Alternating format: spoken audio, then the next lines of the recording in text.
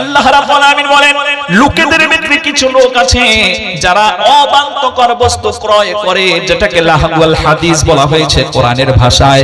মুফাসসিরিনে কেরাম লেখেন এখানে লাহওয়াল হাদিস দিয়ে মুফাসসিরিনে কেরাম ব্যাখ্যা দিয়েছেন মুসলমানদের জন্য গান, বাদ্য, থিয়েটার, নর্তনতিকা, বাদ্যযন্ত্রণা সব কিছু আল্লাহর পক্ষ থেকে কিয়ামত পর্যন্ত হারাম করে দেওয়া হয়েছে।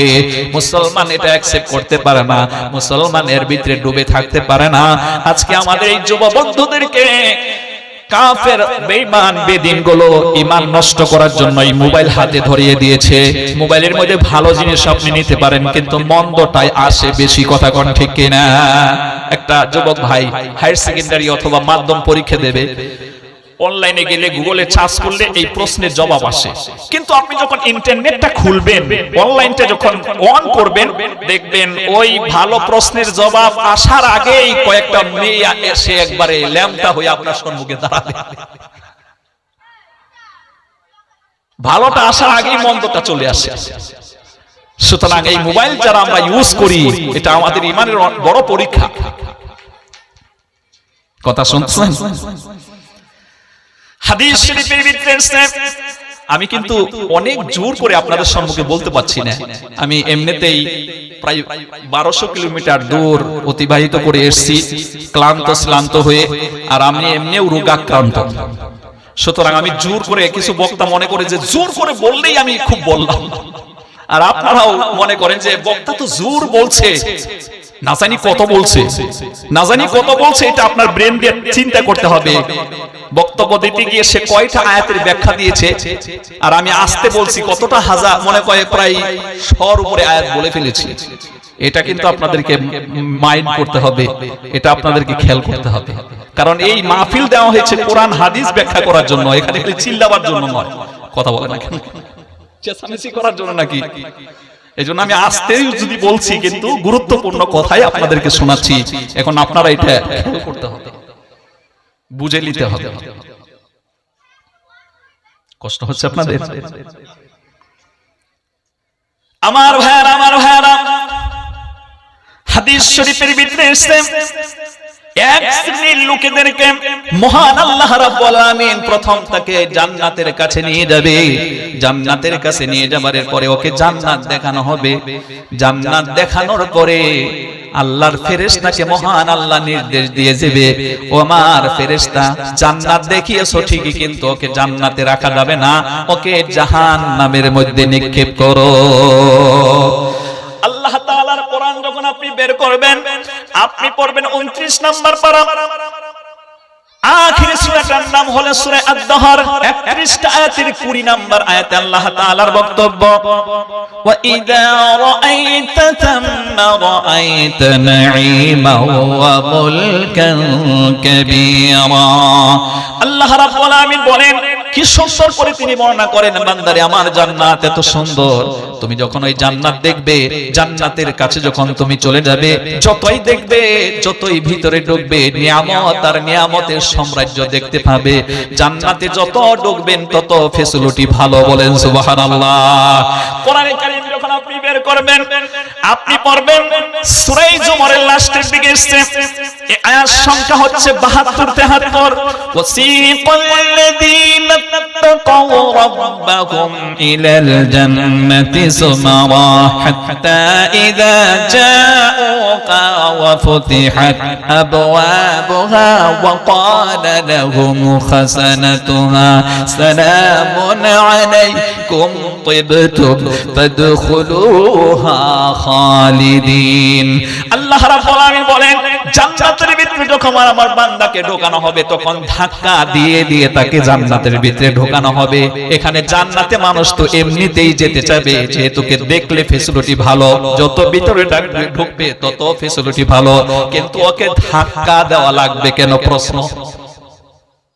আরে আরামের জায়গায় তো লোক এমনিই যেতে চায়, কিন্তু ধাক্কা দিয়ে নিতে হবে কেন?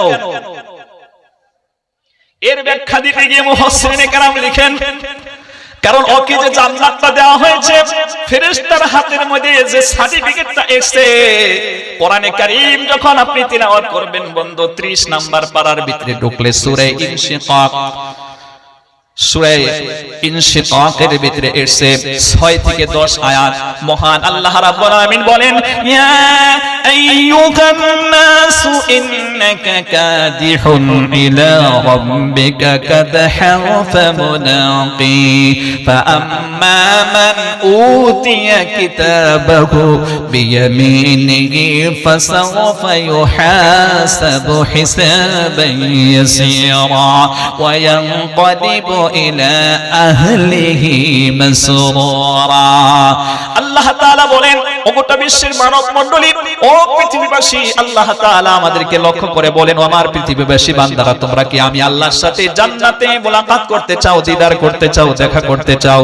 তাইলে তোমাদেরকে বিরাট এক মেহনত করতে হবে, মুজাহিদা করতে হবে।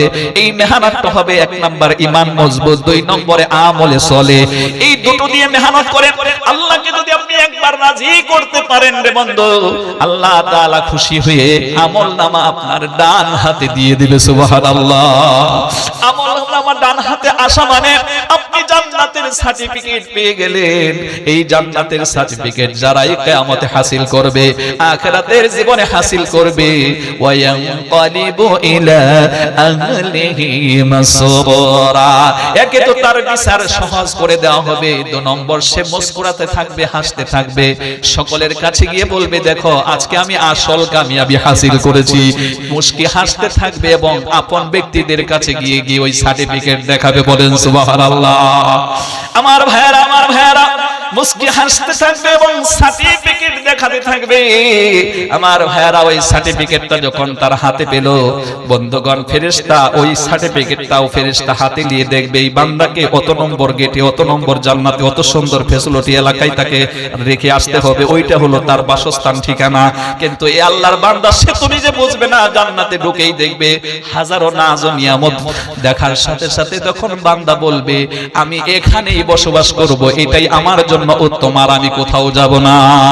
আল্লাহর ফেরেশতা তাকে ধাক্কা দেবে, ধরে উঠিয়ে ধাক্কা দিয়ে বলবে, বান্দারে আরো চলো ভিতরে, এর চাইতে আরো বেশি ফ্যাসিলিটি ওয়ালা জায়গা তোমার সার্টিফিকেট ওইটা লেখা আছে। আবার কিছুদিন যাওয়ার পরে যখন আবার দেখবে সুন্দর ফ্যাসিলিটি, আল্লাহর বান্দা তখন আবার বসে পড়বে টালি টুপলা নিয়ে যে আমার এই জায়গায় হয়ে যাবে। কিন্তু ফেরেশতা দেখবে না, এখন ওর জায়গা পায়নি, আবার দেবে ধাক্কা। সুবহানাল্লাহ। এই ধাক্কা বুঝলেন তো? আমার ভাইরা, চিরন্তর জান্নাত এত সুন্দর, এত মজার, এত বিশাল, এত প্রশস্ত, একবারে নিম্নমানের ঈমান নিয়ে যদি আপনি পৃথিবী থেকে মৃত্যুবরণ করতে পারেন, মহান আল্লাহ তাআলা আপনার প্রতি খুশি হয়ে, সন্তুষ্ট হয়ে 10টা পৃথিবী সমতুল্য জান্নাত আপনাকে দিয়ে উপহার দিবে। সুবহানাল্লাহ। নারে তাকবীর, লিল্লাহি তাকবীর, লিল্লাহি তাকবীর। সুতরাং আল্লাহ তাআলা আমাদেরকে এই জান্নাত কেমনে করে আমরা পেতে পারি তার প্রচেষ্টা এবং মেহনত মহান আল্লাহ তাআলা আমাদেরকে করার তৌফিক দান করুন বন্ধুগণ। তাই বলা হয়েছে, যখন নাকি এই পৃথিবীতে ওই মানুষগুলো এমন হয়ে যায়, আল্লাহ তাআলা তাকে চতুর্দিক থেকে যখন কল্যাণ দান করেছে, এই কল্যাণ পেয়ে সে আল্লাহকে ভুলে যায়। আমার ভাইয়ারা, গান থিয়েটার নিয়ে মত্ত থাকে, সময়কে এভাবে লস করে। আল্লাহ তাআলা আমাদেরকে এই অপরাধ থেকে বেঁচে থাকার তৌফিক দান করুন, বলুন আমিন। আমার ভাইয়ারা, কোরআনে কারীম যখন আপনি স্টাডি করবেন, আপনি কোরআনে কারীম বের করলে আপনি পড়বেন কোরআন শরীফ 21 নম্বর পারা, সূরাটার নাম হলো সূরা রুম, 60টা আয়াতের হচ্ছে 46 নম্বর আয়াত, ওয়া কানা হাক্কান আলাইনা নাসরুল মুমিনিন। মুমিনদেরকে সাহায্য করা আল্লাহ তাআলা বলেন আমার জন্য ওয়াজিব। এই হলো একটা আয়াত। আরেকটা আয়াত পড়বেন 4 নম্বর পারা সূরা আলে ইমরান 200টা আয়াতের 139 নম্বর আয়াত, ওয়ালা তাগিনু ওয়ালা তাহসানু ওয়া আনতুমুল আ'লাউনা ইন কুনতুম মুমিনিন। মুমিনের কোনো ভয় নেই, কোনো টেনশন নেই, কোনো চিন্তা নেই। সে যদি অরিজিনাল মুমিন হতে পারে, তাদেরকে আল্লাহর পক্ষ থেকে সাহায্য করা হবে। সুতরাং আমরা যেন অরিজিনাল মুমিন থাকতে না পারি, সেজন্য আমাদের হাতে মোবাইল ধরিয়ে দিয়েছে। এই মোবাইলের মধ্যে হাজারো গান, বাদ্য, থিয়েটার, নর্তনতিকাতে ভরা। পাশাপাশি আমার যুব বন্ধুরা এই মোবাইলের মধ্যে কি বলে, পাবজি খেলে, দেখবেন এই দুটো এই আঙ্গুল দুটো বুড়ি আঙ্গুল বলি আমাদের ভাষায়, আপনারা কি বলেন? ঠিক আছে তো? আমরা এখন শীতের মৌসুমে পায়ে মুজু দিচ্ছি, এই যুবক ভাই হাতের মাথায় মুজু দেয়, দিয়ে এরকম করে খেলতেছে। রাস্তার ধারে কচু গাছ, অনেকেই পেশাব করে দুর্গন্ধ ছড়িয়েছে, ওইখানে বসে এরকম ভাবে মোবাইল দেখতেছে, এভাবে মারতেছে। আমাদের ঈমানকে ধ্বংস করার জন্য একটা প্ল্যান করেছে। সুতরাং যুব বন্ধুগণ, ওখান থেকে বেরিয়ে এসে এই গান বাদ্য থিয়েটার থেকে তুমি বেঁচে থেকে আমি আপনাদের সম্মুখে যতটা কোরআনের আয়াত শোনালাম, প্রত্যেকটা দলিল সহ বলেছি কয় নম্বর পারা, কোন নাম্বার সূরা কোথায় আছে, কয় নম্বর আয়াত, এগুলো আমি কিন্তু মোবাইল থেকেই মুখস্থ করেছি। আপনি যদি এই মোবাইলের ভিতরে আপনি যদি বাংলা তরজমাওয়ালা অথবা আপনি হিন্দি পড়তে পারেন, হিন্দি তরজমাওয়ালা, উর্দু পড়তে পারেন, উর্দু তরজমাওয়ালা, ইংলিশ পড়তে পারেন, ইংলিশ তরজমাওয়ালা একটা তাফসীর ঢুকিয়ে ডেইলি যদি আপনি একটা রুকু স্টাডি করতে পারেন, এই কোরআন আপনাকে হেদায়েতের রাস্তা খুলে দেবে। বলুন সুবহানাল্লাহ।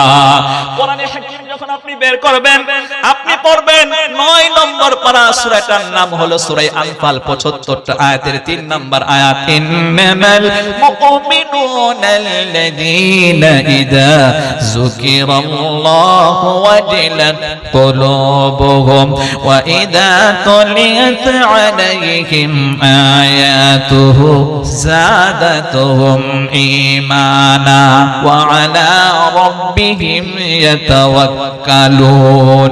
আল্লাহ রাব্বুল আলামিন বলেন, নিশ্চয়ই মুমিন যখন কোরআনের তাফসীর শুনবে, কোরআনের ব্যাখ্যা শুনবে, কোরআনের তাফসীর সহ কোরআন স্টাডি করবে, মুমিনের 3টা ফায়দা হয়ে যাবে। 1 নম্বরে আল্লাহর বরত্বের কথা সে কোরআনের মধ্যে শুনতে পাবে, দেখতে পাবে, পড়তে পাবে। এই কোরআনে যখন আল্লাহর বরত্বের কথা, মহত্বের কথা যখন আসবে, তখন তার দিলের মধ্যে আল্লাহর বরত্বের ধাক্কা লেগে আবার বন্ধুগণ দিলটা পরিবর্তন হতে থাকবে। সুবহানাল্লাহ। এজন্য হাদিস শরীফের ভিতরে এসেছে, ইয়া মুকাল্লিবাল কুলুব সাব্বিত কলবি আলা দীনিক।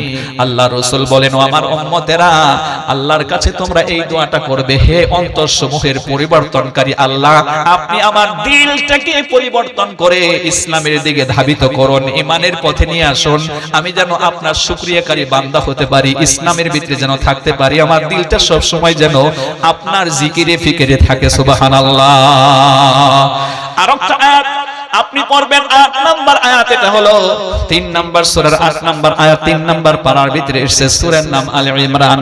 রব্বানা লা তুযিগ কুলুবানা বা'দা ইদ হাদাইতানা ওয়া হাব লানা মিন লাদুনকা রাহমাতান ইন্নাকা আনতাল ওয়াহ্হাব। হে আমাদের প্রতিপালক, হে আমাদের রব, আপনি আমাদেরকে ঈমান দান করার পরে, হেদায়েত দান করার পরে আবার আপনি আমার দিলটাকে ঘুরিয়ে কুফরের দিকে নিয়ে যাবেন না, বরং আপনি ঈমানের উপরে আমাকে টিকিয়ে রাখবেন, আপনি আমাকে হেদায়েতের উপরে টিকিয়ে রাখবেন, আপনি আমাকে বাঁকা পথে নিয়ে যাবেন না। এই দোয়াটাও বারবার আল্লাহর দরবারে আমাদের করার দরকার আছে না নাই?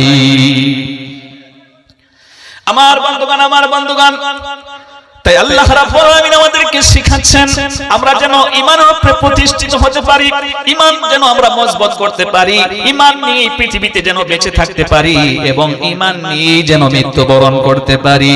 ঈমানের পথে অবিচল থেকে আমার মরণ যেন হয়, ঈমানের পথে অবিচল থেকে আমার মরণ যেন হয়।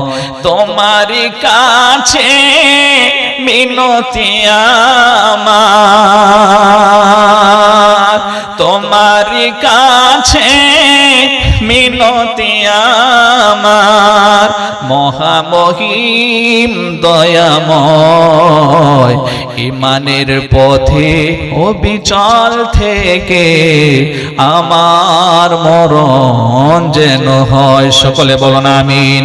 একটু মহব্বত দিয়ে বলুন আমিন, আর একটু মহব্বত দিয়ে বলুন আমিন।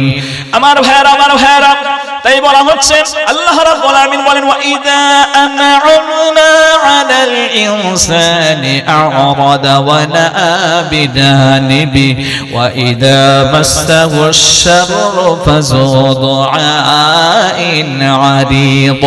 আমার বান্দাকে যখন আমি চতুর্দিকে কল্যাণ দিয়ে দেই তখন আমি আল্লাহ রাব্বুল আলামিনকে সে ভুলে যায়। আবার যখন বিপদ মুসিবত চলে আসে তখন আল্লাহর কাছে লম্বা লম্বা দোয়া করে। আগে আল্লাহর কথা মনে থাকেনি, যখন চতুর্দিক থেকে কল্যাণ ছিল, চাষের জমিতে ফলন ভালো, এরপরে বাচ্চা কাচ্চা ঠিকঠাক ঠিক আছে, নিজের শরীরের স্বাস্থ্য ভালো আছে, ইনকাম ভালো আছে, কিন্তু যখন দেখলো বাচ্চা অসুস্থ হয়ে যাচ্ছে, নিজে অসুস্থ হয়ে যাচ্ছে, ফলন এবার ভালো হচ্ছে না, যেই চায়ের দোকানে বসে বসে মসজিদের ইমাম সাহেবের বিরুদ্ধে কথা বলতো, মুয়াজ্জিনের বিরুদ্ধে কথা বলতো, এবার ওই মুয়াজ্জিনের কাছে গিয়ে বলতেছে আপনি একটু আমার জন্য দোয়া করুন, আমি তো শেষ হয়ে গেলাম, সর্বনাশ হয়ে গেছে আমার। এ হচ্ছে আমাদের চরিত্র, এই হচ্ছে আমাদের খাসলত। সুতরাং এই অন্যায় খাসলত থেকে আমাদেরকে বেরিয়ে আসতে হবে বন্ধুগণ। তাই আল্লাহ তাআলা আমাদেরকে কি সুন্দর করে একটা ইতিহাস শোনায়, যাতে করে এই ঘটনা থেকে আমরা সবক নিয়ে বাড়ি যেতে পারি। বলুন আল্লাহু আকবার। আল্লাহ রাব্বুল আলামিন বলেন তিলকা মিন আম্মাইল গায়বি নূহিহা ইলাইকা মা কুনতা তা'লামুহা আনতা ওয়ালা কওমুকা মিন ক্বাবলি হাদা। 12 নম্বর পারা সূরা হুদের 49 নম্বর আয়াতে আল্লাহ রাব্বুল আলামিন বর্ণনা করেন, আর 40 অথবা 49 নম্বর আয়াতে আল্লাহ তাআলা বর্ণনা করেন। মহান আল্লাহ পাক বলেন এ হলো অজ্ঞাত ঘটনা, যে ঘটনা সম্পর্কে ও নবী আপনি জানতেন না, আপনার কওম জানতো না, আপনার উম্মতেরা জানতো না, অতীতে হয়ে গেছে, সেটাকে আমি নিখুঁতভাবে কোরআনে বর্ণনা করে ওহীর মাধ্যমে আপনাকে জানার ব্যবস্থা করেছি, আপনার উম্মতদেরকে জানার ব্যবস্থা করেছি। সুবহানাল্লাহ। এই ঘটনা আল্লাহ শোনান কেন, কি উদ্দেশ্য করে শোনান? ঘটনা শোনার যেকোনো একটা উদ্দেশ্য আছে। আল্লাহ রাব্বুল আলামিন বলেন লাকাদ কানা লাকুম ফি ক্বাসাসিহিম ইবরাতুন লিউলিল আলবাব। 13 নম্বর পারা সূরা ইউসুফ 111টা আয়াতের 111 নম্বর আয়াত আল্লাহ তাআলাকে সুন্দর করে বলেন আমি তোমাদেরকে ঘটনা শোনাই যেন এই ঘটনা থেকে তোমরা সবক হাসিল করতে পারো। জগা জি লাগানে কে লিয়ে এ দুনিয়া नहीं है, जगह जी लगाने के लिए दुनिया नहीं है, इबरत की जाहे तमाशा नहीं है। এই পৃথিবী খেল তামাশার জায়গা নাই, দেখো শিখো, উপদেশ গ্রহণ করো, নেক আমল করার জায়গা, উপদেশ গ্রহণ করার জায়গা। কথা বলুন ঠিক কিনা? আল্লাহ রাব্বুল আলামিন বলেন ওয়া ইলা আদিন আখাহুম হুদা ক্বালা ইয়া কওমি ইবুদুল্লাহা মা লাকুম মিন ইলাহিন গায়রু। আল্লাহ তাআলা বলেন আমি হুদ নবীকে প্রেরণ করলাম তার জাতির কাছে, তিনি তাদেরকে দাওয়াত দিলেন তোমরা আল্লাহর গোলামি করো, দাসত্ব করো, ইবাদত করো, অন্যের পূজা অর্চনা পায়রবি তোমরা অনুসরণ অনুকরণ তোমরা করো না। হুদ আলাইহিস সালাম যখন তাদেরকে দাওয়াত দিলেন তোমরা একমাত্র তাওহীদের উপরে প্রতিষ্ঠিত হয়ে আল্লাহর ইবাদত করো, দাসত্ব করো, গোলামি করো, আর তোমরা ওদের পূজা অর্চনা করো না। নবীরা সব সময় ঈমানের দাওয়াত দিয়েছে লোকেদেরকে। কথা বলুন ঠিক কিনা? তাওহীদের মুর্শিদ আমার মুহাম্মাদের নাম বলো, মুহাম্মাদের নাম। আল্লাহর নাম জপলে বুঝতে পারি আল্লাহরই কালাম বলো, আল্লাহরই কালাম। বলেন তাওহীদেরই মুর্শিদ আমার মুহাম্মাদের নাম বলো, মুহাম্মাদের নাম। আল্লাহর নাম জপলে বুঝতে পারি আল্লাহরই কালাম বলো, আল্লাহরই কালাম। হুদ নবী যখন তাদেরকে দাওয়াত দিলেন তারা দাওয়াতকে অ্যাকসেপ্ট করলো না, দাওয়াতকে তারা প্রত্যাখ্যান করলো। আমার বন্ধুগণ দাওয়াতটা তারা কবুল করলো না, বরং হুদ নবীর বিরুদ্ধে তারা লেগে গেল।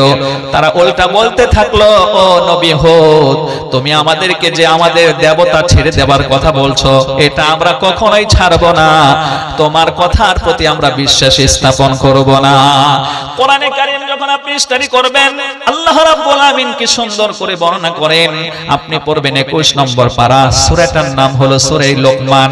আপনি স্টাডি করলে 34টি আয়াত পাবেন। 21 নম্বর আয়াতে আল্লাহ তাআলার বক্তব্য, ওয়া ইযা কিলা লাহুমুত্তাবিউ মা আনসালাল্লাহ ক্বালু বাল নাত্তাবিউ মা ওয়াজাদনা আলাইহি আবাআনা আওয়ালাউ কানা আশ-শাইতানু ইয়াদউহুম ইলা আযাবিস সাঈর। আল্লাহ রাব্বুল আলামিন বলেন, ও নবী, আমি আপনার প্রতি যা নাজিল করেছি কোরআন সুন্নাহ মোতাবেক আল্লাহর শরীয়তকে যেভাবে নাজিল করেছেন ওইভাবে মানার জন্য, একত্ববাদ আল্লাহর প্রতি বিশ্বাস স্থাপন করে তারই দাসত্ব গোলামি করার জন্য আল্লাহ যা নাজিল করেছেন ও নবী তাদেরকে এইভাবে দাওয়াত দেন। যখন তাদেরকে ডাকা হয় তখন তারা উল্টা কথা বলে, আমরা কেন তোমার কথা শুনতে যাব, বরং আমরা শুনবো আমাদের পিতৃপুরুষ যে আমল করেছে, যে কর্ম করেছে, যে কাজ করেছে, যে পূজা অর্চনা করেছে ওটাই আমরা করব, তোমারটা মানবো না। বলেন নাউজুবিল্লাহ। এবার আল্লাহ তাআলা বলেন, আওয়ালাউ কানাশ শাইতানু ইয়াদউহুম ইলা আযাবিস সাঈর। শয়তান তাদেরকে দাওয়াত দিয়ে জাহান্নামের আগুনের অধিবাসী বানিয়ে দিল, এটাও তারা টের পাচ্ছে না। কারণ আপনি এই দুনিয়ায় থাকাকালীন মানুষ তো, মানুষের ভুল হয়ে যায়, মানুষ ভুলের ঊর্ধ্বে লয়, মানুষের ভুল হয়ে যায়। তবে হ্যাঁ, অপরাধ করেছেন, ভুল করেছেন, আল্লাহ আপনাকে ক্ষমা করবেন, কিন্তু শিরকি গুনাহ যদি আপনি করেন আল্লাহ ক্ষমা করবে না। সূরা আন-নিসায় দুটো আয়াত এভাবে এসেছে। প্রথম আয়াত সংখ্যা হলো 48, দ্বিতীয় আয়াত সংখ্যা হলো 116। আল্লাহ তাআলা বলেন, ইন্নাল্লাহা লা ইয়াগফিরু আন ইউশরাকা বিহি ওয়া ইয়াগফিরু মা দুনা যালিকা লিমান ইয়াশা। আল্লাহ তাআলা বলেন, নিশ্চয়ই আল্লাহ চাইলে সকল গুনাহ ক্ষমা করবেন, কিন্তু যারা শিরকি গুনাহ নিয়ে মৃত্যুবরণ করবে আল্লাহ তাআলা তাদের ক্ষমা করবে না। ক্ষমা যদি না হলো তারা যাবে কোথায়? কোরআনে কারীম 6 নম্বর পারা সূরা আল মাইদা হিফজে কোরআন 19 নম্বর পেজ যখন বের করবেন 120টা আয়াতের ভিতরে এ হচ্ছে 72 নম্বর আয়াত। আল্লাহ রাব্বুল আলামিন বলেন, إنه من يشرك بالله فقد حرم الله عليه الجنة ومأواه النار وما للظالمين من أنصار। الله رب العالمين বলেন, নিশ্চয়ই শিরকি গুনাহ নিয়ে যারা মৃত্যুবরণ করবে আমি আল্লাহ তাআলার জান্নাত তার জন্য হারাম করে দেব, জাহান্নাম ওয়াজিব হয়ে যাবে, আর সেখান থেকে তাকে কেউ বাঁচাতে পারবে না, সাহায্য করতে পারবে না। আল্লাহু আকবার। এজন্য হুদ নবীর দাওয়াত ছিল তোমরা শিরকি গুনাহ বর্জন করে আসো তাওহীদের উপরে প্রতিষ্ঠিত হয়ে এক আল্লাহর গোলামি করো, দাসত্ব করো, ইবাদত করো। সুবহানাল্লাহ। তারপরে হযরত হুদ আলাইহিস সালাম তাদেরকে আরো সুন্দর করে বুঝালেন, কারণ নবীদেরকে আল্লাহ তাআলা এই পৃথিবীতে প্রেরণ করেন তার উম্মতকে বুঝিয়ে বুঝিয়ে ইসলামের পথে, ইসলামের সুছায়া তলে নিয়ে আসার জন্য। কথা বলুন ঠিক কিনা? আল্লাহ রাব্বুল আলামিন বলেন, ফাবিমা রাহমাতিম মিনাল্লাহি লিনতা লাহুম ওয়া লাউ কুনতা ফাযওয়ান গালিজাল কলবি লাফাদু মিন হাওলিক। আল্লাহ তাআলা বলেন, নবী হে, আমি আপনার দিলটাকে নরম করে দিয়েছি, আপনার ভাষাকে আমি মধুর করে দিয়েছি, যাতে করে আপনার কাছে যখন লোকেরা আসবে ইসলাম শুনবে, ইসলাম বোঝার চেষ্টা করবে, আপনি মধু মাখা কথা দিয়ে, উত্তম ভাষা দিয়ে, উত্তম চরিত্র দিয়ে যখন বলবেন তখন লোকেরা ইসলামের দিকে ধাবিত হবে। সুবহানাল্লাহ। এজন্য নবীরা মানুষকে মধু মাখা কথা কয়ে দ্বীনের পথে দাওয়াত দিয়েছিলেন, ঠিক কিনা? হযরত হুদ আলাইহিস সালাম এবার তাদেরকে বললেন, ওয়া কওমি ইস্তাগফিরু রাব্বাকুম সুম্মা তুবু ইলাইহি ইউরসিলিস সামাআ আলাইকুম মিদরারা। ওয়ামার জাতি ওয়ামার কওম, তোমরা আল্লাহর কাছে ইস্তেগফার করো, ক্ষমা চাও, গুনাহ নিয়ে ক্ষমা চাও, তওবা করো, তোমরা তওবা করে ফিরে আসো। আগে যে শিরকি কুফরি গুনাহ করেছো, আল্লাহর ইবাদত বাদ দিয়া আল্লাহর সৃষ্টি জগতের পূজা অর্চনা করেছো, নাউজুবিল্লাহ। আর এটা তারা করে কেন? কোরআনে কারিমে অন্য অন্যত্রে মহান আল্লাহ রাব্বুল আলামিন বলেন ওয়ায়াবুদুনা মিন দুনিল্লাহি মা লা ইয়াদুররুহুম ওয়া লা ইয়ানফাউহুম ওয়া ইয়াকুলুনা হাউলাই শুফাআউনা ইনদাল্লাহ কুল আতুনাব্বিউনা আল্লাহা বিমা লা ইয়ালামু ফিস সামাওয়াতি ওয়া লা ফিল আরদ সুবহানাহু ওয়া তাআলা আম্মা ইউশরিকুন। 11 নম্বর পারা সূরা ইউনূসের 18 নম্বর আয়াতে আল্লাহ তাআলা বলেন তোমরা কেন তাদের পূজা অর্চনা করো? তারা তোমার ভালো করতে পারে না, মন্দও করতে পারে না, তারপরেও তারা আশা আকাঙ্ক্ষা রাখে আমরা এদের পূজা অর্চনা করছি। এরা রবের কাছে গিয়ে, আমাদের প্রতিপালকের কাছে গিয়ে আমাদের ব্যাপারে সুপারিশ করে আমাদেরকে নাজাতের ব্যবস্থা করে দেবে। এবার আল্লাহ তাআলা বলেন ও নবী তাদেরকে বলুন এরকম ব্যক্তি, এরকম জিনিস আমি আকাশেও সৃষ্টি করি নাই, জমিনেও সৃষ্টি করিনি, জমিনেও নাজিল করিনি, আকাশেও নাজিল করিনি, যে ওদের পূজা অর্চনা করলে ওরা এসে আবার আমার কাছে সুপারিশ করে তোমাদেরকে নাজাতের ব্যবস্থা করে দেবে, এমন সিস্টেম আল্লাহ রাখেন নাই। প্রিয় ভাই, এখানে একটি কৌশলগত বিষয় আছে। আল্লাহ হলেন আমাদের মালিক, আমরা হলাম গোলাম। দুনিয়াতে অফিস আদালতে কোনো একটি কাজ নিতে গেলে ঘন্টার পর ঘন্টা দাঁড়ায় থাকতে হয়, লাইন ধরতে হয়, ডাক্তারের কাছে গেলে লাইন লাগাতে হয়। এই পৃথিবীতে আল্লাহর সৃষ্টি জীবের প্রাণীকুলের অভাব নাই। তো এরকম ভায়া হয়ে মাধ্যম হয়ে যদি যাওয়ার দরকার হতো তাইলে লাইন ধরতে ধরতে আমার 60 বছর 70 বছরে আমি আল্লাহর কাছে কিছুই বলতেই পারতাম না, লাইন ধরে আমার জীবন শেষ হয়ে যেত। ঠিক না? এইজন্য আল্লাহ লাইন ধরার ব্যবস্থা করেননি। আল্লাহ কি ব্যবস্থা করেছেন? কষ্ট হচ্ছে আপনাদের?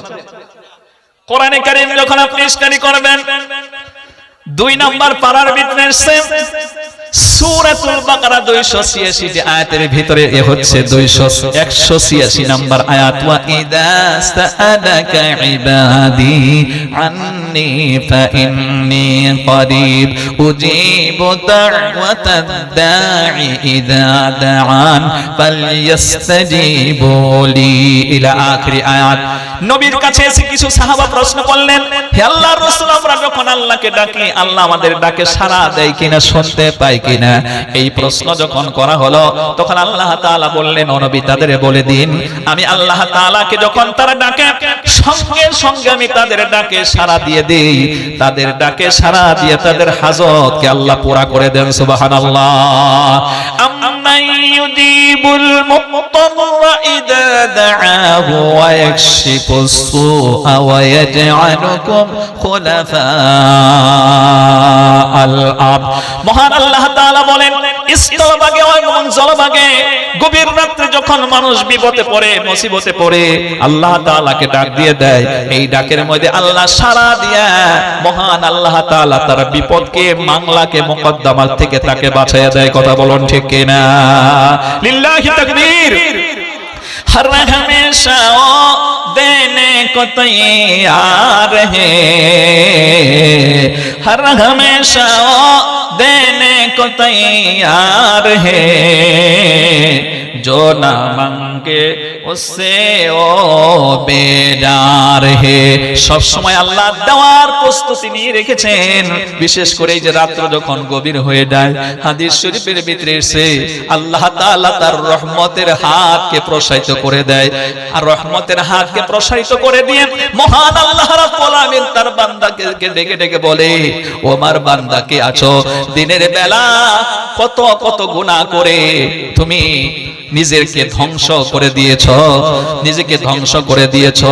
বান্দা আমি আল্লাহ তাআলা রহমতের হাতকে রাতের বেলা তোমার জন্য প্রসারিত করে দিলাম, এই রাতে তোমার জীবনের গুনাহ নিয়ে তুমি ক্ষমা চাও। ক্ষমা চাইলে বান্দা তোর জীবনের গুনাহকে আমি ক্ষমা করে দিয়ে তোর প্রতি রহমত বর্ষণ করব। সুবহানাল্লাহ। কুল ইয়া ইবাদিয়াল্লাযীনা আসরাফু আলা আনফুসিহিম লা তাকনাতু মির রাহমাতিল্লাহ ইন্নাল্লাহা ইয়াগফিরুয যুনুবা জামিআন ইন্নাহু হুয়াল গফুরুর রহিম। 24 নম্বর পারা সূরা জুমারের 53 নম্বর আয়াত 53 নম্বর আয়াত আল্লাহ রাব্বুল আলামিন বলেন, বান্দারে যত অপরাধ করেছো তারপরেও আমার রহমত থেকে নিরাশ হয়ে যেও না।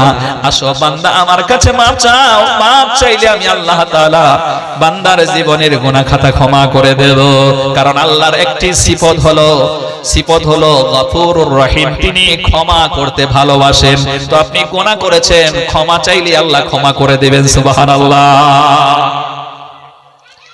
আবার যে বান্দাগুলো গভীর রাত্রে গুনাহ করেছেন, দিনের বেলা আল্লাহ তাআলা হাদিসে কুদসির কথা, হাদিসে কুদসির ভিতরে এসেছে, দিনের বেলা আল্লাহ তাআলা রহমতের হাতকে প্রসারিত করে দিয়ে বান্দাকে ডেকে ডেকে বলে, বান্দারে কি আছো, রাত্রে গুনাহ করে নিজের লাইফকে ধ্বংস করেছো, আসো আমি আল্লাহ তাআলার কাছে ক্ষমা চাও, ক্ষমা চাইলে আমি তোমার জীবনের গুনাহকে ক্ষমা করে দেব। আত্তাইবু মিনাদ যামবি কামাল লা যামবা লা আও কামা ক্বালা নবী সাল্লাল্লাহু আলাইহি ওয়াসাল্লাম। আল্লাহ রাসূল বলেন যে মানুষটা গুনাহ করেছিল তারপরে তওবা করেছে, তওবা করার কারণে আল্লাহ তাআলা তাকে এমন ভাবে ক্ষমা করে দেয় যেন সে গুনাহই করে নাই। সুবহানাল্লাহ। পৃথিবী না জানুক আমি তো জানি কি পাপ করেছি, হায় আমার পাপের করলে বিচার, বাঁচার আমার নাই উপায়। প্রভু দয়াময় মাফ করয় আমায়, মাফ করয় আমায়। একটু সকলে মহব্বত দিয়ে বলুন আমিন। তাই আমার বন্ধুগণ, হযরত হুদ আলাইহিস সালাম আপন সম্প্রদায়কে, আপন কওমকে বলতেছেন, ওয়া কওমিস্তাগফিরু রাব্বাকুম সুম্মা তুবু ইলাইহি। ও আমার জাতি, ও আমার কওম, তোমরা আল্লাহর কাছে তওবা করে ক্ষমা চাও, আল্লাহ তোমাদেরকে ক্ষমা করে দিবেন। সুম্মা তুবু ইলাইহি, আল্লাহর কাছে ক্ষমা চাইলে একদিকে তোমাদেরকে ক্ষমা করে দিবেন, দুই নম্বরে তোমাদেরকে একটা অফার দান করবেন, ইউরসিলিস সামাআ আলাইকুম মিদরারা। আর তোমরা যখন আল্লাহর কাছে গুনাহ নিয়ে ক্ষমা চাইবে, আল্লাহ এখন সন্তুষ্ট হয়ে আকাশ থেকে বৃষ্টি দ্বারা বর্ষণ করবেন। সুবহানাল্লাহ। কোরআনে কারীম যখন আপনি বের করবেন, আপনি পড়বেন 19 নাম্বার পারার প্রথম যে সূরাটা হবে, এই সূরাটার নাম হলো সূরা ফুরকান। 77টা আয়াতের হচ্ছে 48 49 নাম্বার আয়াত। হুয়াল্লাযী আরসালা রিয়াহা বুশরান বাইনা ইয়াদাই রাহমাতি ওয়া আরসালনা মিনাস সামাই মাআন তাহুরা। আল্লাহ তাআলা বলেন, আমি যখন আকাশ থেকে আমার রহমতের বৃষ্টি বর্ষণ করব, এই বৃষ্টি বর্ষণ করার আগে আগে আল্লাহ তাআলা বলেন, ঠান্ডা বাতাস প্রবাহিত করে আমি আল্লাহ তাআলার রহমতের খুশখবরি তোমাদেরকে জানান দেই। সুবহানাল্লাহ। তার বাস্তবতা কদিন আগে আমরা দেখতে পেয়েছি। বৃষ্টি এলো, তার আগে হালকা ঝড়ো হাওয়া বইছে কিনা বলুন। তো আল্লাহ তাআলা হযরত হুদ নবীর মাধ্যমে শুনিয়ে দিচ্ছেন, ও নবী তাদেরকে বলুন, তারা যদি তওবা করে, ইস্তিগফার করে, এক নম্বরে আমি তাদের গুনাহকে ক্ষমা করে দেব, দ্বিতীয় নম্বরে তাদের জন্য বৃষ্টি দ্বারা বর্ষণ করতে থাকবো। وَيَزِدْكُمْ قُوَّةً إِلَى قُوَّتِكُمْ وَلَا تَتَوَلَّوْا مُجْرِمِينَ। যখন তারা তওবা করবে, গুনাহ নিয়ে ক্ষমা চাইবে, আল্লাহর কাছে তওবা করবে এবং পরবর্তী জীবনটা ইসলামের পথে পরিচালিত করবে, হেদায়েতের পথে পরিচালিত করবে, নেক আমল করতে থাকবে। আমার ভাইরা, এখানে তওবার বিষয়টা একটু লক্ষ্য করুন। তওবা, আপনি গুনাহ থেকে তওবা করবেন, এই তওবার শর্ত হলো 3টে। আর এটা যদি বান্দার সাথে কালেক্ট হয় তাহলে 4টা শর্ত, আল্লাহর সাথে সম্বন্ধ হলে 3টে শর্ত। এক নাম্বার, আপনি যে অপরাধ করেছেন সেটা নিয়ে আল্লাহর কাছে আপনি শর্মিন্দা হতে হবে। 2 নম্বরে আপনি অনুশোচনা করবেন, আরে এই গুনাহটা আমার দ্বারাই হয়ে গেছে, আমি তো এই গুনাহটা করার কথা না, কারণ আল্লাহর হুকুম লঙ্ঘন করে ফেলেছি। 1 নম্বরে ক্ষমা চাওয়া, 2 নম্বরে অনুশোচনা করা, আর 3 নম্বর শর্তটা হলো আগামী জীবনে আর এই গুনাহটা করব না, এই সংকল্প করা, এই ওয়াদা করা, তার নাম হলো তওবা। বলেন সুবহানাল্লাহ। আর এটা যদি বান্দার সাথে কানেক্ট হয়, অর্থাৎ একজনের আপনি 20 টাকা মেরে খেয়েছেন, আগে ওই টাকাটা তাকে ফেরত দিয়ে আসতে হবে, দিয়ে এসে আল্লাহর কাছে তওবা করতে হবে। তাইলে বান্দার সাথে কানেক্ট হলে 4টা শর্ত, আর যদি আল্লাহর সাথে সম্বন্ধ হয় তওবার শর্ত হলো 3টে। আমরা বুঝতে পারছি? আল্লাহ তাআলা আমাদেরকে বোঝার তৌফিক দান করেন, বলুন আমিন। এবার আল্লাহ রাব্বুল আলামিন বলেন যে এরা যদি তওবা করে, অপরাধ নিয়ে ক্ষমা চায়, একদিকে আমি সন্তুষ্ট হয়ে বৃষ্টি দ্বারা বর্ষণ করব, দ্বিতীয়তে আমি আল্লাহ তাআলা তারকে যে 100 হাত লম্বা বিরাট শক্তিশালী বানিয়েছি, ওই জাতিকে তার শক্তি আরো বাড়িয়ে দেব, শক্তি তাদের অটুট থাকবো। সুবহানাল্লাহ। ও নবী, তাদেরকে এভাবে আপনি দাওয়াত দেন, বুঝান। নবী দাওয়াত দিচ্ছেন, তাদেরকে বুঝাচ্ছেন, কিন্তু তারা এই পথে হাঁটতেছে না, উল্টা পথে হাঁটতেছে। কোরআনে কারীম যখন আপনি স্টাডি করবেন, আল্লাহ রাব্বুল আলামিন কোরআনে কারীমের ভিতরে বর্ণনা করেন যে উলাইকাল্লাযীনা ইশতারাউদ-দালালাতা বিল হুদা ওয়াল আযাবা বিল মাগফিরা ফামা আসবারাহুম আলান নার। 2 নম্বর পারা সূরাতুল বাকারা 286 আয়াতের 175 নম্বর আয়াত, 74 নম্বর আয়াত। আল্লাহ রাব্বুল আলামিন বলেন তাদেরকে আমি হেদায়েত দিতে চেয়েছিলাম, তারা হেদায়েতটাকে গ্রহণ করে নাই, হেদায়েতটাকে তারা ক্রয় না করে গোমরাহি পাপাচারী পথভ্রষ্টতাকে ক্রয় করেছে। আমি তাদেরকে ক্ষমা করতে চেয়েছিলাম, তারা ক্ষমাকে গ্রহণ না করে তারা আযাব গ্রহণ করেছে।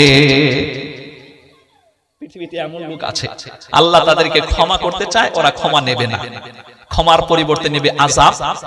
আল্লাহ তাদেরকে হেদায়েত দিতে চায়, হেদায়েত না নিয়ে তারা নেবে গুমরাহি, পাপাচারী, পথভ্রষ্টতা। আল্লাহ তাআলা আয়াতের শেষের দিকে বললেন যে তারা এমন ব্যক্তি, উলাইকাল্লাযীনা ইশতারাউদ-দালালাতা বিল হুদা ওয়াল আযাবা বিল মাগফিরা ফামা আসবারাহুম আলান নার। তারা কেমন ব্যক্তি হলো, জাহান্নামের আগুন নিজে কি বলে নিজে অর্জন করতেছে, এবার এই জাহান্নামের আগুন পেয়ে সে ধৈর্যধারী কেমন করে হয়। আল্লাহ আফসোস করে তাদেরকে বলছেন, আমাদেরকে লক্ষ্য করে বলছেন, ঠিক কিনা? এ হচ্ছে এক আয়াত যে আল্লাহ হেদায়েত দিতে চায়, ওই হেদায়েত নেবে না, বরং গুমরাহি ক্রয় করবে। আল্লাহ ক্ষমা করতে চান, ক্ষমা নেবে না, আযাব নেবে। এই হলো একটা আয়াত। আর একটা আয়াত পাবেন, আপনি পড়বেন 3 নম্বর সূরা 4 নম্বর পারা সূরা আলে ইমরান 200টা আয়াতের এ হচ্ছে 178 নম্বর আয়াত, 177 নম্বর আয়াত। মহান আল্লাহ রাব্বুল আলামিন বলেন ইন্নাল্লাযীনা ইশতারাউল কুফরা বিল ঈমান লান ইয়াদুরুল্লাহা শাইআ। নিশ্চয়ই তারা ঈমান ক্রয় করার পরিবর্তে তারা কুফরিকে ক্রয় করেছে। ইন্নাল্লাযীনা ইশতারাউল কুফরা বিল ঈমান লান ইয়াদুরুল্লাহা শাইআ। সুতরাং সে আমার কোনো ক্ষতি করতে পারবে না। আল্লাহ দিতে চেয়েছিল ঈমান, সে ঈমান না নিয়ে কুফরি নিয়েছে। কুফরি মানে আল্লাহর অস্বীকার করেছে, ইসলামকে অস্বীকার করেছে, হেদায়েতকে অস্বীকার করেছে, ওটাই সে ক্রয় করেছে। এটা যদি কেউ করে তাহলে আল্লাহর কোনো ক্ষতি হবে না। মানে আল্লাহ আমাদেরকে বুঝাচ্ছেন, গোটা পৃথিবীর সমস্ত মানব দানব জিন ইনসান সকলেই মিলেই যদি আল্লাহর সাথে কুফরি করে, সব কাফের হয়ে যায়, বেদীন হয়ে যায়, বেঈমান হয়ে যায়, আল্লাহর কোনো যায় আসে না।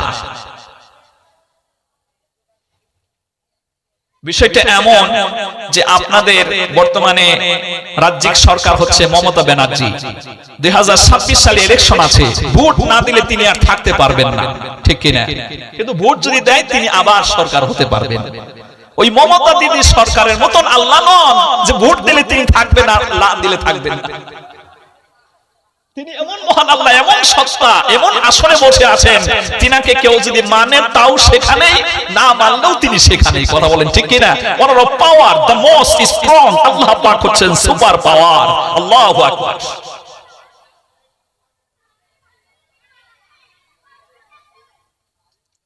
সুতরাং আমার বন্ধুগণ, আমাদের জন্য তাইলে কল্যাণটা কি? হেদায়েতকে নেওয়া, ঈমানকে গ্রহণ করা, নবীদের কথা মেনে চলা, নবীদের সুন্নতি তরিকায় আমাদের জীবন যাপন করা। কথা বলুন ঠিক কিনা? আল্লাহ রাব্বুল আলামিন কোরআনে কারীমের ভিতরে বর্ণনা করেন, কুল ইন কুনতুম তুহিব্বুনাল্লাহা ফাত্তাবিউনি ইউহিব্বুকুমুল্লাহ ওয়া ইয়াগফির লাকুম যুনুবাকুম ওয়াল্লাহু গফুরুর রহিম। সূরা আলে ইমরানের 31 নম্বর আয়াত। আল্লাহ তাআলা বলেন, নবী তাদের বলুন, তারা যদি আল্লাহর ভালোবাসা হাসিল করতে চায়, আল্লাহর সাথে প্রেম নিবেদন করতে চায়, আল্লাহর খুশনুদি হাসিল করতে চায়, আল্লাহকে রাজি করতে চায়, খুশি করতে চায়, সেজন্য আপনার অনুসরণ করে, অর্থাৎ আপনি যেভাবে পায়খানা পেশাব করেন সেই পদ্ধতি সে পায়খানা পেশাব করে, আপনি যেভাবে খানা খান ওইভাবে খানা খায়, আপনি রাস্তা দিয়ে যেভাবে হাঁটেন ওরা ওইভাবে হাঁটবে, আপনি যেভাবে চলাফেরা করেন ওইভাবে চলাফেরা করবেন, আপনি যেভাবে বিবিদের সাথে আচরণ করেন তারাও ওইভাবে বিবিদের সাথে আচরণ করবে, আপনি যেভাবে নামাজ পড়েন সেইভাবে নামাজ পড়বে। সাল্লু কামা রাআইতুমুনি উসাল্লি, নামাজ পড়ো ওইভাবে যেভাবে আল্লাহর রাসূলকে আমরা নামাজ পড়তে দেখেছি, অর্থাৎ সাহাবারা দেখেছেন, সাহাবাদেরকে যারা দেখেছেন, তাদেরকে যারা দেখেছেন, তাদেরকে যারা দেখেছেন, ওইভাবে আমরা নামাজ পড়ার চেষ্টা করি। কথা বলুন ঠিক কিনা? আসবে মরণ কখন কোথায় কারো জানা নাই, আসবে মরণ কখন কোথায় কারো জানা নাই, জানাজার নামাজের আগে নামাজ পড়ো ভাই তোমরা, জানাজার নামাজের আগে নামাজ পড়ো ভাই। রুকুকারীর সাথে আল্লাহ রুকু করতে বলে, তুমি কেন কাজে বিবর বলো না তাহলে? রুকুকারীর সাথে আল্লাহ রুকু করতে বলে, তুমি কেন কাজে বিবর বলো না তাহলে? দিলটা ডোবাও তিলাওয়াতে নেকি আয়াতে আয়াতে, দিলটা ডোবাও তিলাওয়াতে নেকি আয়াতে আয়াতে, কথা বলো রবের সাথে নামাজে দাঁড়াই তোমরা, জানাজার নামাজের আগে নামাজ পড়ো ভাই তোমরা, জানাজার নামাজের আগে নামাজ পড়ো ভাই। মুমিন হলো তারাও ভাই যারা নামাজ পড়ে, অবিশ্বাসী বান্দা যারা থাকে দূরে সরে। মুমিন হলো তারাও ভাই যারা নামাজ পড়ে, অবিশ্বাসী বান্দা যারা থাকে দূরে সরে। ব্যস্ততা ওই কাজের মাঝে দাঁড়াও নামাজে নামাজে, নামাজকে তাই এই সমাজে কায়েম করা চাই তোমরা, জানাজার নামাজের আগে নামাজ পড়ো ভাই তোমরা, জানাজার নামাজের আগে নামাজ পড়ো ভাই। লিল্লাহি তাকবীর। তো আল্লাহ হেদায়েত দিতে চান, এই হেদায়েতটাই নিতে হবে। হেদায়েতের পরিবর্তে নবীজির অনুসরণ না করে, নবীদের অনুসরণ না করে আমাদের মন গড়া যদি আমরা চলি, তাইলে আমরা আযাব নিজেরাই কিনে নিয়ে আসলাম আল্লাহর কাছ থেকে। কথা বলুন ঠিক কি? আর হেদায়েতের পথে যদি আমরা চলতে পারি, নবীদেরকে অনুসরণ করে যদি আমরা চলতে পারি, তাইলে কি পাবো? আল্লাহ তাআলা বলেন, তাইলে দুটো জিনিস আমার কাছ থেকে হাসিল করবে। এক নম্বরে, কুল ইন কুনতুম তুহিব্বুনাল্লাহা ফাত্তাবিউনি ইউহিব্বুকুমুল্লাহ, নবীর তরিকায় যদি তোমরা চলো বান্দারে, আমি তোমাদেরকে ঘোষণা দিয়ে দিলাম তোমাদেরকে ভালোবাসবো, আমি আমার হাবিবকে যেরকম ভালোবাসি তোমাদেরকেও ভালোবাসবো। সুবহানাল্লাহ। দ্বিতীয় নম্বরে, তোমাদের জীবনে যে গুনাহ করেছো সেই গুনাহগুলোকে আমি আল্লাহ রাব্বুল আলামিন ক্ষমা করে দেব। সুবহানাল্লাহ। লিল্লাহি তাকবীর, লিল্লাহি তাকবীর। पड़ गया जिस पर नजर बंदा को मौला कर दिया, पड़ गया जिस पर नजर बंदा को मौला कर दिया, आ गया जिस दाम में जोश खतरा को दरिया कर दिया। আল্লাহর রহমতের সাগর থেকে এক ফোঁটা রহমত যদি আমাদের উপরে পতিত হয়ে যায়, আমাদের জন্য ইহকাল এবং পরকাল ধন্যময় হয়ে যাবে। সুবহানাল্লাহ। কি মোহাম্মদ सी वफातों में तो गम तेरे हैं, कि मोहम्मद सी वफातून तो हम तेरे हैं जहाँ चीज का लौह कलम तेरे हैं নবীর আদর্শের উপরে যদি প্রতিষ্ঠিত হতে পারি প্রত্যেকটা কদমে কদমে নবীজির সুন্নাত যদি আমরা আদায় করতে পারি তাইলে আল্লাহ তাআলা লৌহ কলম পর্যন্ত আমাদের জন্য অধীন করে দেবে সুবহানাল্লাহ রাসূল আমার ভালোবাসা রাসূল আমার আলো আশা রাসূল আমার প্রেম বিরহের মূল আলোচনা রাসূল আমার কাজে কর্মে অনুপ্রেরণা বলেন সকলে রাসূল আমার ভালোবাসা রাসূল আমার আলো আশা রাসূল আমার প্রেম বিরহের মূল আলোচনা রাসূল আমার কাজে কর্মে অনুপ্রেরণা যখন দারুণ দুঃখ নামে আমার জীবন জুড়ে বিপদ আপদ মুসিবতে মরি পড়ে পড়ে তখন তোমার শৈশব কৈশোর যোগায় সান্ত্বনা রাসূল আমার কাজে কর্মে অনুপ্রেরণা কত রকম রাজার নীতি প্রজার নীতি দেখলাম দুঃখ হায়রে দুঃখ ছাড়া আর না কিছু পেলাম তাই তো শুধু মনে পড়ে সোনার মদিনা রাসূল আমার কাজে কর্মে অনুপ্রেরণা রাসূল আমার ভালোবাসা সুতরাং আমার বন্ধুগণ আজকে যতটা আলোচনা আমরা শুনতে পেলাম ফাইনালি আলোচনা আমাদের চলে এলো এই পৃথিবীতে একমাত্র দাসত্ব করতে হবে গোলামি করতে হবে আইন মানতে হবে ইবাদত করতে হবে আল্লাহকে স্বীকৃতি দিয়ে তাওহীদের উপরে প্রতিষ্ঠিত হয়ে আল্লাহকে না দেখেই বিশ্বাস স্থাপন করে তারই ইবাদত করতে হবে তারই আইন মানতে হবে আর নবীর সুন্নতের উপরে নিজের জীবনকে যাপন করতে হবে কথা বলুন ঠিক কিনা আর যদি এটা আমরা না করি ঈমানের পরিবর্তে কুফরি ক্রয় করি হেদায়েতের পরিবর্তে গুমরাহি ক্রয় করি তাইলে অবস্থা কি দাঁড়াবে আল্লাহ তাআলা এই ব্যাপারে বক্তব্যটা তিনি দিয়েছেন পবিত্র কোরআন যখন আপনি স্টাডি করবেন 7 নাম্বার পারা সূরা আনআম 165টা আয়াতের হচ্ছে 10 নাম্বার আয়াত আজকে নভেম্বর মাসের 10 তারিখ আপনাদের মাহফিল ছিল ঠিক না আল্লাহ রাব্বুল আলামিন বলেন ওয়ালাকাদ ইসতুহজিআ বিরুসুলিম মিন ক্বাবলিকা ফাহাকা বিল্লাযীনা সাখিরু আনফুসাহুম বিমা কানু বিআয়াতিনা ইস্তাহজিউন আল্লাহ রাব্বুল আলামিন বলেন ও নবী আপনি আপনার মন খারাপ করবেন না শুধু আপনি নন আপনার আগেও এই পৃথিবীতে যত নবী রাসূল আমি প্রেরণ করেছি সেই নবীদেরকে নিয়ে আপন জাতি কওম ঠাট্টা করেছে বিদ্রূপ করেছে তাকে ঠাট্টা করেছে বিদ্রূপ করেছে নির্যাতন পর্যন্ত করেছে আরে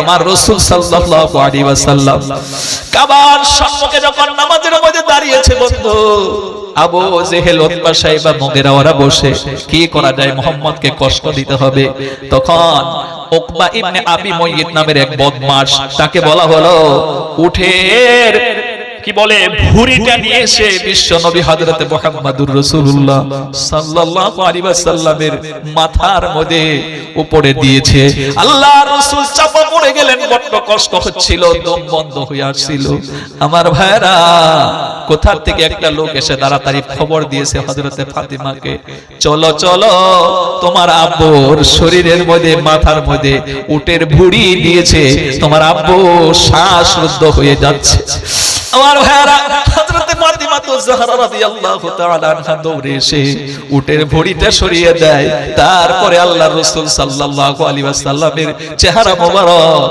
মাথা মোবারক ওখান থেকে উঠাতে পারে এমন নির্যাতন কাফেররা চালিয়েছে কথা বলুন ঠিক কিনা আমার ভাইরা আল্লাহ তাআলা তাই সান্ত্বনা দিয়ে বলছেন, হে নবী আপনি মন খারাপ করবেন না, শুধু আপনি নন, আপনার আগে ওই পৃথিবীতে যত নবী রাসূল এসেছিল তাদেরকেও নিয়ে ঠাট্টা করেছে, বিদ্রূপ করেছে। আমার ভাইরা, হযরত হুদ আলাইহিস সালাম যখন তাদের দাওয়াত দিলেন, হুদ আলাইহিস সালামের কথা তো তারা গ্রহণ করলো না, বরং তারা উল্টা কি বলল, ইন্না ক্বালু ইল্লা তাওয়াকা বা'দু আলিহাতিনা বিসু ক্বালা ইন্নী উশহিদুল্লাহ ওয়াশহাদু আন্নী বারীউম মিম্মা তুশরিকুন। 54 নম্বর আয়াত সূরা হুদের ভিতরে এসেছে, ওরা বলল, ও নবী, ও হুদ, তুমি আজকে আমাদের দেবতার বিরুদ্ধে কথা বলার কারণে হয়তো এই দেবতাগুলো রাগ করে তোমার উপরে কি খারাপ ভর করেছে, খারাপ স্পর্শ করেছে, যার জন্য তুমি এখন পাগলা হয়ে গেছো। পাগলা হয়ে তুমি বলতেছো আমরা আমাদের পিতৃপুরুষ লক্ষ লক্ষ বছর ধরে হাজার হাজার দেবতার খোদার ইবাদত করে এসেছে, আর তুমি বলো সব কিছু ডিলিট করে আজআলাল আলিহাতা ইলাহা ওয়াহিদা ইন্না হাদা লাশাইউন উজাব। সবগুলোকে ক্যান্সেল করে এক আল্লাহর ইবাদত করতে হবে, এটা আমাদের মাথায় ঢোকে না। তুমি পাগলামি ছাড়া আর কিছুই বলতেছ না। কোন নাউজুবিল্লাহ। নবীকে এইভাবে তারা বলতেছে যে আমাদের এদের বিরুদ্ধে কথা বলার কারণে ওরাই তোমাকে এমন ভাবে স্পর্শ করেছে যে তুমি পাগলা হয়ে গেছো। এখন পাগলা হওয়ার কারণে তোমার মাথা ঠিক নেই, তুমি উল্টা পাল্টা বকতেছো। দুনিয়াতে এই কথা বলেছিল, আর মরার পরে ওরা কি বলবে? 29 নম্বর পারা 1 নম্বর পেজ, সূরা মুলুক 30 টা আয়াতের 7, 8, 9, 10 আয়াত। আলাম ইয়াতিকুম নাযীর ক্বালু বালা ক্বাদ জাআনা নাযীর।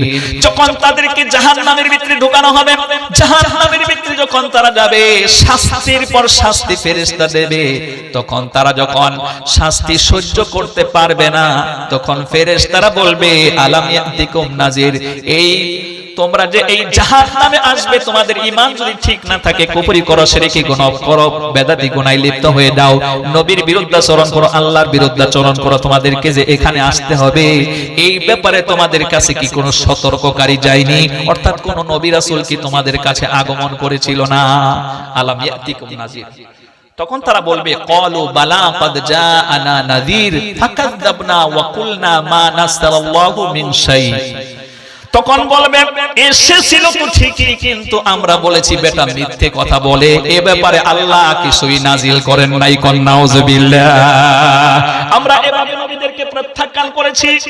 এই কথা বলার পরের 10 নম্বর আয়াতে তখন তারা নিজেরাই নিজেদের উপরে আফসোস করে বলবে ক্বালু লাউ কুন্না নাসমাউ আও নাকিলু মা কুন্না আসহাবিস সাঈর। আরে সেই দিন নবীকে প্রত্যাখ্যান না করে, নবীকে ঠাট্টা বিদ্রূপ না করে, বরং নবীর কথা যদি শুনতাম আর মেনে নিতাম, আকল দিয়ে জ্ঞান করে মেনে নিতাম, তাইলে আজকে এই জাহান্নামের অধিবাসী আমাদেরকে হতে হতো না। সেই দিন তখন তারা বুঝবে আর বলবে, কিন্তু ওই বোঝাই কোনো কাজে দেবে না। এই বিষয়টা বুঝতে হবে দুনিয়ায় থাকা, লাইফে, জিন্দেগিতে। কিন্তু ওই দিন যদি তারা বলে, ওটা কোনো কাজ দেবে না।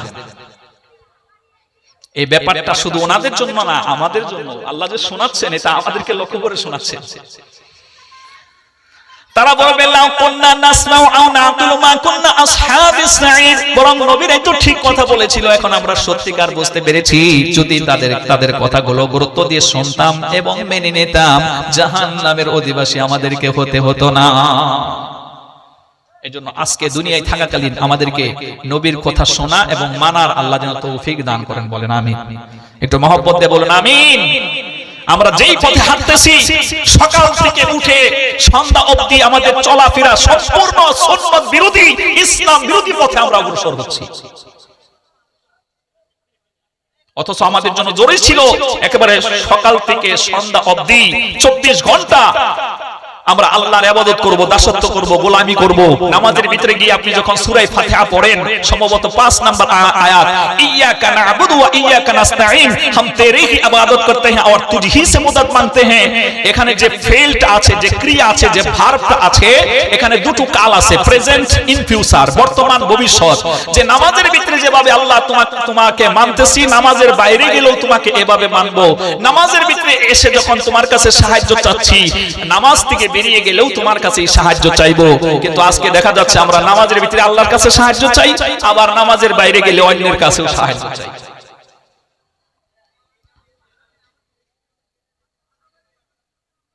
নামাজের ভিতরে আল্লাহকে মানি, নামাজ থেকে বেরিয়ে আসলে নিজেকে মনে করি আমরা স্বাধীন হয়ে গেছি। বিষয়টা হচ্ছে আমাদের ধর্মের নাম, জবাব দেবেন, আমাদের ধর্মের নাম ইসলাম। ইন্না দ্বীনা ইনদাল্লাহিল ইসলাম, surely the true religion with Allah is Islam। এটা হলো 19 নম্বর আয়াত সূরা আলী ইমরান। ইন্না দ্বীনা ইনদাল্লাহিল ইসলাম, এই ইসলামকে যদি আপনি বানান করেন, ইসলাম যে শব্দটা আছে, ওয়ার্ডটা আছে, এটাকে যদি আপনি বানান করেন 5টা লেটার, ISLAM, 5টা লেটারে আলাদা আলাদা এক একটা ওয়ার্ড হয়। আই মানে আমি, এস একটা শব্দ হবে সারেন্ডার, মানে আত্মসমর্পণ করে দেওয়া। ল মানে সংবিধান, এতে আল্লাহ এম এ মুহাম্মদ, অর্থ দাঁড়ালো আমি আত্মসমর্পণ করলাম আল্লাহ এবং আল্লাহর রাসূলের আইনের সম্মুখে। তখন আপনাকে বলা হবে আসলামা ইউসলিমু ইসলামান ফাহুয়া মুসলিমুন। আপনি এই আত্মসমর্পণ কতদিন পর্যন্ত করবেন? ওয়া'বুদ রাব্বাকা হাত্তা ইয়াতিয়াকাল ইয়াকিন, 14 নম্বর পারা সূরা আল হিজর 99, টোটাল আয়াতের 99 নম্বর আয়াত, যে আল্লাহর দাসত্ব গোলামি করতে হবে মৃত্যু দম পর্যন্ত, গলার কাছে না আশা অবধি আল্লাহরই দাসত্ব করতে হবে, গোলামি করতে হবে। কিন্তু আমরা মসজিদে যদিও যাই, খালি নামাজটা পড়ে বেরিয়ে এসেই নিজেকে মনে করি আমি স্বাধীন, আমি যা ইচ্ছা তাই করব। এত সোজা না, বিষয়টা এত সহজ না। আল্লাহর দাসত্ব করতে হবে, গোলামি করতে হবে। জীবনের 60 থেকে 70 বছর, 80 বছর যার জিন্দেগি আপনি পেয়েছেন, তার 24 আওয়ার্স ডে এবং নাইট, মৃত্যু দম পর্যন্ত আল্লাহর গোলামি করতে হবে। আর এই গোলামির নমুনা আপনি 5 ওয়াক্ত সালাত বা জামাতের সহিত পড়বেন, এবং প্রত্যেকটা কাজ নবীজির তরিকায় করলে পেশাব করাটাও আপনার ইবাদতে লিপিবদ্ধ হবে। আপনি বিবির সাথে কথাবার্তা বলবেন, যেরকম একটি সুন্নাত হাদিসের ভিতরে পাওয়া যায়, ফজরের সালাতে যখন আজান হয়ে যাবে মসজিদে, তখন আপনি তাড়াতাড়ি সজাগ হবেন, হয়ে সুন্নাত নামাজটা, ফজরের আগে যে সুন্নাত, খায়রুম মিনাদ দুনিয়া ওয়া মা ফিহা, আল্লাহ রাসূল বলেন ফজরের যে সুন্নাত, এটা আমার কাছে এত প্রিয়, গোটা পৃথিবীতে যত সম্পদ আছে এই সব সম্পদের চাইতে বেশি উত্তম। এজন্য আল্লাহ রাসূল সাল্লাল্লাহু আলাইহি ওয়াসাল্লাম ফজরের সুন্নাত কখনোই না পড়ে থাকতেন না, পড়তেন। তবে এটা ডাবল সুন্নাত আদায় হবে আপনি এই ফজরের সুন্নাতটা আপন বাসায় পড়ে আসা। মসজিদে এসে পড়লেও হবে, কিন্তু ডাবল সুন্নাত আদায় হবে না। 2 রাকাত সুন্নাত পড়ছেন, ওইটা আদায় হলো। আর যদি বাড়িতে পড়ে আসেন, নিজের ঘরে পড়ে আসেন, আল্লাহ রাসূল বলেন তোমার ঘরটাকে কবরস্থান বানায়ো না। এইজন্য সুন্নাত নফল নামাজ উত্তম হলো নিজের বাড়িতে পড়া। তো আপনি সুন্নাত আদায় করলেন, আদায় করে আল্লাহ রাসূল সাল্লাল্লাহু আলাইহি ওয়াসাল্লাম আম্মা জান আয়েশা সিদ্দিকাকে জাগাতেন। উনি তো অল্প বয়সে নবীজির বিবি হয়েছিলেন, সেজন্য অল্প বয়সের লোকেদের একটু অলসতা থাকে। আল্লাহ রাসূল মাঝে মাঝে ওনাকে জাগাতেন, জাগিয়ে উঠিয়ে দিতেন। তো সুন্নাত আদায় করে যদি সময় থাকতো, আল্লাহ রাসূল আম্মা জান আয়েশা সিদ্দিকার সাথে একটু কালাম করতেন, একটু কথা বলতেন, কথা বলে তারপরে মসজিদে আসতেন। এইজন্য সুন্নাত হচ্ছে ফজরেরটা মসজিদে পড়লেন, আবার বিবির সাথে একটু কথা বলে আসবেন, তাইলে আরেকটা সুন্নাত আদায় হলো। সুবহানাল্লাহ বলেন। আজকে আমরা বিবিদের সাথে সময় দিতে চাই না, যার জন্য আমাদের ভিতরে মিল নেই, মহব্বত নেই। আজকে আমাদের সমাজে যখন আমরা বক্তব্য দিতে চাই, তো আমাদেরকে বলে যে মৌলভী সাহেব, মাওলানা সাহেব, আপনি বলুন তো এই এলাকাবাসী মহিলারা স্বামীর খেদমত করে না, এই ব্যাপারে একটু বক্তব্য দেন। আরে বেটা, আরে বাবা, আপনি খালি স্ত্রীর কাছ থেকে খেদমত আপনি নিবেন আর আপনি একটু খেদমত করবেন না, তা তো বিষয়টা এমন না। আপনারও কিছু খেদমত করা লাগবে। খালি আপনি নিজেই খেদমত নেবেন আর আপনি খেদমতটা করবেন না, বিষয়টা এমন না। আয়াতটা এমন। 21 নম্বর পারা, সূরাটার নাম হচ্ছে সূরা রুম।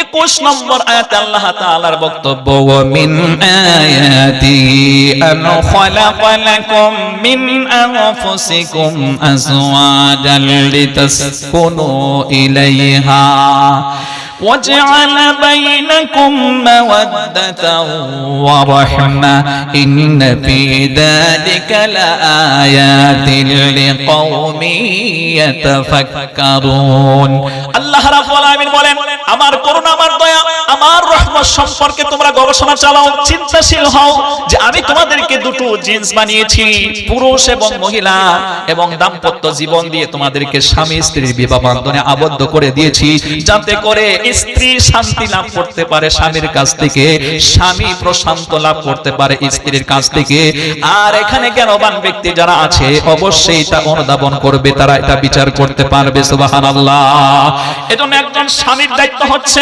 আপনি যখন বিবাহ শাদী করেছেন তখন আপনার কাছ থেকে স্ত্রীর কিছু চাওয়া পাওয়া আছে আল্লাহ রাসূল সাল্লাল্লাহু আলাইহি ওয়াসাল্লাম যখন বিদায় হজের মধ্যে ১৬ লক্ষ সাহাবীদেরকে লক্ষ্য করে যখন ভাষণ প্রদান করেছিলেন এই পৃথিবীতে মানব জাতির ইতিহাসে এত সুন্দর বক্তব্য আর কেউ দিতে পারে নাই ভবিষ্যতেও আর কেউ পারবে না বলেন সুবহানাল্লাহ Muhammad is the special of all prophets and religious personalities in the world বলেন সুবহানাল্লাহ মুহাম্মদ সাল্লাল্লাহু আলাইহি ওয়াসাল্লাম হলেন সর্বকালের সর্বশ্রেষ্ঠ মহামানব এজন্য তার বক্তৃতাও সবচেয়ে শ্রেষ্ঠ আল্লাহ রাসূল সাল্লাল্লাহু আলাইহি ওয়াসাল্লাম বিদায়ী হজে যে ভাষণ প্রদান করেছিলেন এই বিদায়ী হজের বাদনের মধ্যে আল্লাহ রাসূল সাল্লাল্লাহু আলাইহি ওয়াসাল্লাম বলেন ও পৃথিবীবাসী স্বামী তোমরা যারা আছো তোমাদের স্ত্রীর ব্যাপারে তোমরা সহৃদয় হয়ে যাবে তোমরা স্ত্রীর হক আদায় করবে এখানে আল্লাহ রাসূল সাল্লাল্লাহু আলাইহি ওয়াসাল্লাম কয়েকটা গুরুত্বপূর্ণ কথা বলেন স্ত্রী আপনার কাছ থেকে প্রথম যে জিনিসটা পাবে আপনি যখন বিবাহ করেছেন ওই বিবি ঘরটার মধ্যে থাকবে সুন্দরতম প্রশস্ত একটা ঘরের ব্যবস্থা আপনাকে করে দিতে হবে দুই নম্বরে আমার বন্ধুগণ এই স্ত্রীকে আপনি ভরণ পোষণ দেবেন জামা কাপড় খাবারের ব্যবস্থা করবেন আর তিন নম্বর আপনার কাছ থেকে স্ত্রী যে জিনিসটা পাবে সেটা হলো আপনার পুরো যৌবনটার অধিকার হলো আপনার স্ত্রী কোন সুবহানাল্লাহ আর আজকে আমাদের যৌবন শিকড় খেয়ে ধ্বংস করে দিচ্ছি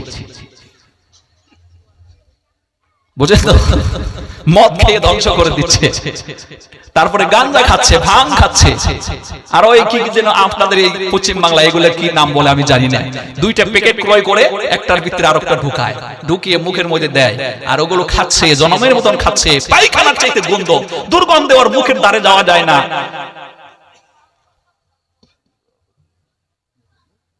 জি সুতরাং এই অবস্থা হচ্ছে কিনা আমাদের বলুন নিশা সেবন করলে আপনার যৌবন শক্তি লোপ পায় এটা স্ত্রীর অধিকার এটা 3 নাম্বার জিনিস আপনি দেবেন আর 4 নাম্বার যে জিনিসটা দেবেন সেটা হলো আপনি সময় দেবেন সময় পেলেই আপনি স্ত্রীর সাথে কথাবার্তা বলবেন এই পৃথিবীতে শ্রেষ্ঠ স্ত্রী এবং শ্রেষ্ঠ স্বামী আসাদুল্লাহিল গালিব হযরত আলী রাদিয়াল্লাহু তাআলা আনহু এবং ওনার প্রাণের স্ত্রী হলো হযরত ফাতিমা জান্নাতের সমস্ত মহিলাদের সরদারিনী ওনাদের ইতিহাসটা খুলে দেখেন এত গরিবানা জিন্দেগি ছিল এত কষ্টের জিন্দেগি ছিল তারপরেও যখন তারা ফুরসত সময় পেয়েছে আমাদের মতন মোবাইল দেখে সময় নষ্ট করে নাই বাজারে গিয়ে সময় নষ্ট করে নাই বন্ধুর সাথে আড্ডা দিয়ে সময় নষ্ট করে নাই আমার ভাইরা মোবাইলে ভিন্ন মেয়ের সাথে কথাবার্তা বলে সময় নষ্ট করে নাই বরং স্ত্রীর পাশে বসে দুজনে মধু মাখা কথা বলতেন স্বামী স্ত্রী কথা বলতেন দুজনে কবিতা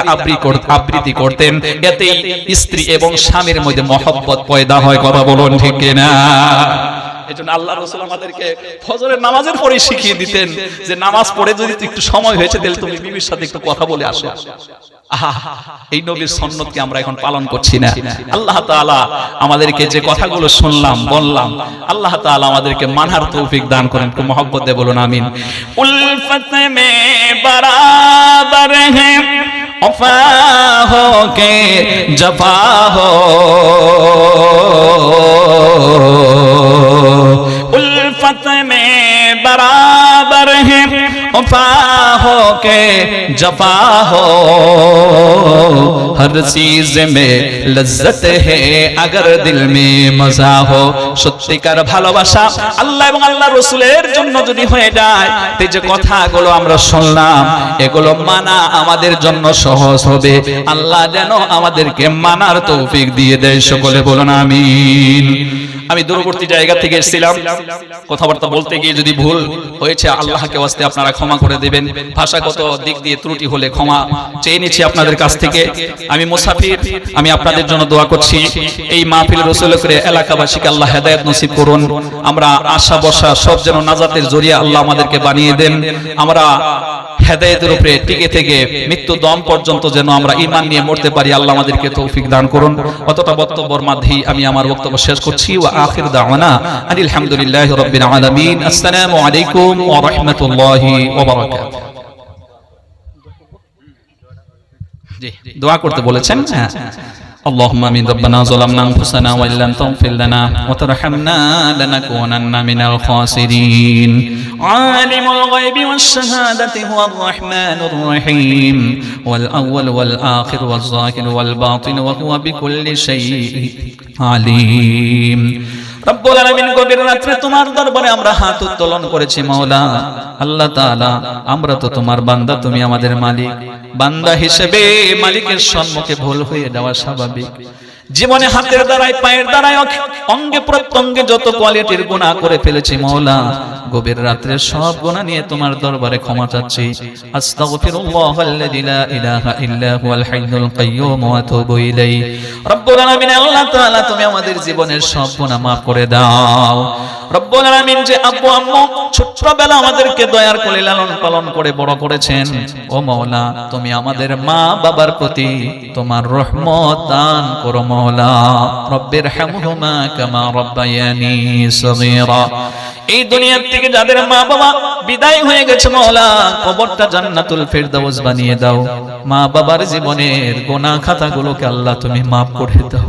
ও আল্লাহ, যে যুবক বন্ধুদের উদ্যোগে আজকে এই কোরআনের তাফসীর মাহফিল কায়েম হয়েছে, এই যুবক ভাইদেরকে আল্লাহ তুমি ইসলামের সৈনিক বানিয়ে দাও। হযরত আবু বকর, হযরত আলী রাদিয়াল্লাহু তাআলা আনহু, হযরত হানজালা রাদিয়াল্লাহু তাআলা আনহু, হযরত রব্বুল আলামিন হযরত আবু বকর সিদ্দিক রাদিয়াল্লাহু তাআলা আনহুর মতন ঈমানদার পরহেজগার হওয়ার তুমি তৌফিক দিয়ে দাও। এই যুব বন্ধুদেরকে ইনকামের মধ্যে আল্লাহ তুমি বরকত নাজিল করো। ও মাওলা, তাফসীরের ওসিলা করে এলাকাবাসীর থেকে বদদিনীকে দূর করে এলাকাবাসীকে আল্লাহ তুমি হেদায়েত নসিব করো। এলাকাবাসীর ইনকামে তুমি বরকত নাজিল করো। ভাইতে ভাইতে মহব্বত তৈয়ার করে দাও। স্বামী স্ত্রীর ভিতরে মিল ও মহব্বত আল্লাহ তুমি তৈয়ার করে দাও। আল্লাহ তাআলা তুমি আমাদেরকে শিশু সন্তানগুলো যা দান করেছো দিনদার বানাও, পরহেজগার বানাও, ঈমানদার বানাও। রব্বি জাআলনি মুকিমাস সালাতি ওয়া মিন যুররিয়্যাতি রব্বানা ওয়া তাকাব্বাল দুআ। রব্বানা ইগফির লি ওয়া লিওয়ালিদাইয়া ওয়া লিল মুমিনিনা ইয়াওমা ইয়াকুমুল হিসাব। আয় আল্লাহ তাআলা, গোটা বিশ্বের ভিতরে এখন মুসলমান নিপীড়িত নির্যাতিত, আল্লাহ তোমার সাহায্য কামনা করছি, তুমি আমাদেরকে সাহায্য করো। তোমার সাহায্য ছাড়া আমাদেরকে আর কেউ বাঁচাতে পারবে না রে মাওলা। তুমি আমাদের উত্তম সাহায্যকারী, তুমি আমাদেরকে সাহায্য করে তুমি আমাদেরকে হেফাজত করো। ওয়া সাল্লাল্লাহু তাআলা আলা খায়রি খালকিহি মুহাম্মাদিন ওয়া আলি আসহাবিহি আজমাইন। আল্লাহুম্মা তাকাব্বাল মিন্না ইন্নাকা আনতাস সামিউল আলিম ওয়া তুব আলাইনা ইন্নাকা আনতাত তাওয়াবুর রহিম।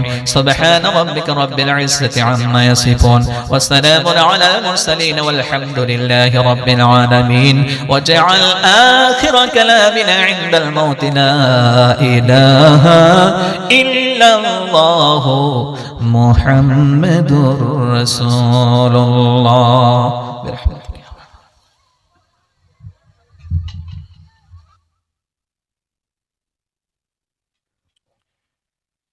হ্যালো, কেউ উঠবেন না, আপন জায়গায় বসে থাকেন। তাবারুকের ব্যবস্থা রয়েছে, সকলেই তাবারুক নিয়ে যাবেন।